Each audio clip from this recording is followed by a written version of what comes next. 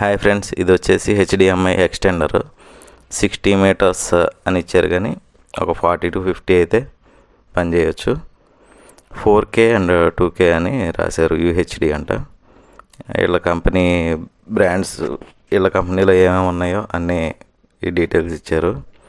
ఈ డివైస్ వచ్చేసి సీసీ కెమెరాస్కి ఎక్కువ ఉపయోగపడుతుంది.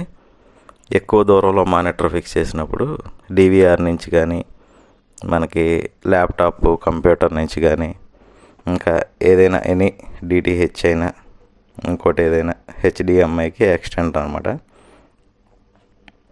ఆ డివైస్లో నుంచి HDMI అవుట్పుట్ తీసుకుని ఇప్పుడు ఈ దీనిలో ట్రాన్స్మిటర్ ఉంటుంది, TXలోకి ఇస్తాము.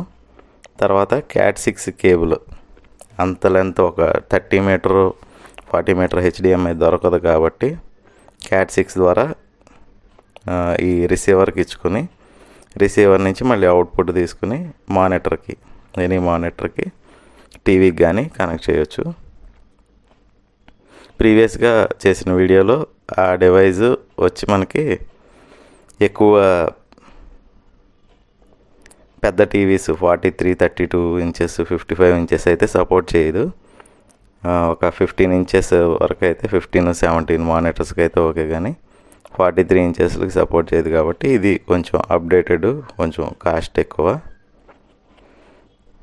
దీనిలో బాక్స్ ఓపెన్ చేస్తే ఇందులో వచ్చేసి మనకు ఒక 2 డివైజులు ఇచ్చారు. ఇది వచ్చేసి ఒక HDMI ఇన్పుట్ ఉంది, DC 5 volts ఇన్పుట్ ఉంది. విత్ పవర్ ఉంటుంది కాబట్టి ఎక్కువ డిస్టెన్స్ ట్రాన్స్మిషన్ అయితే జరుగుతుంది. ఇది వచ్చేసి ఒకటి ట్రాన్స్మిటరు, ఒకటి రిసీవర్ అనమాట. ఇన్పుట్ అవుట్పుట్ 2 ఉన్నాయి. బ్యాక్ సైడ్ వచ్చేసి 2 ల్యాన్ పోర్ట్స్ ఉన్నాయి, అటొకటి ఇటొకటి.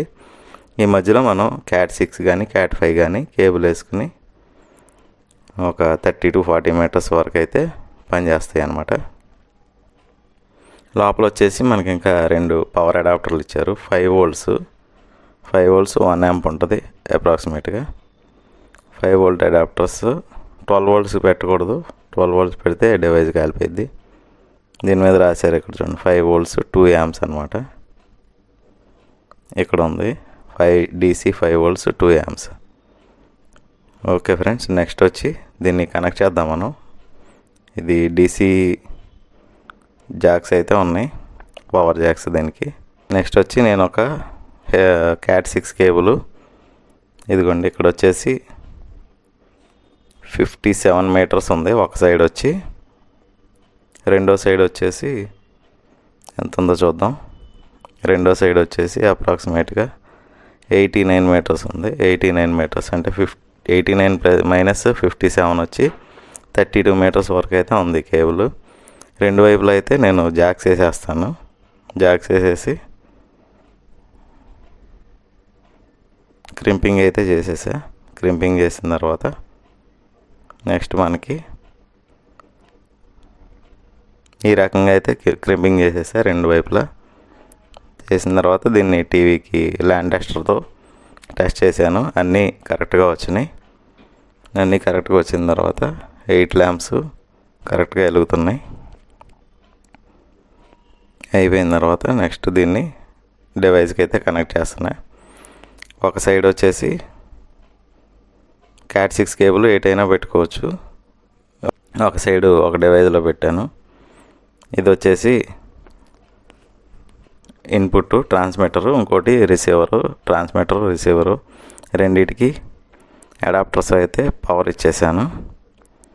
పవర్ ఇచ్చిన తర్వాత ఒకదానికి DVR నుంచి అవుట్పుట్ అనమాట, అవుట్పుట్ ట్రాన్స్మిటర్లో పెట్టాను HDMI కేబుల్.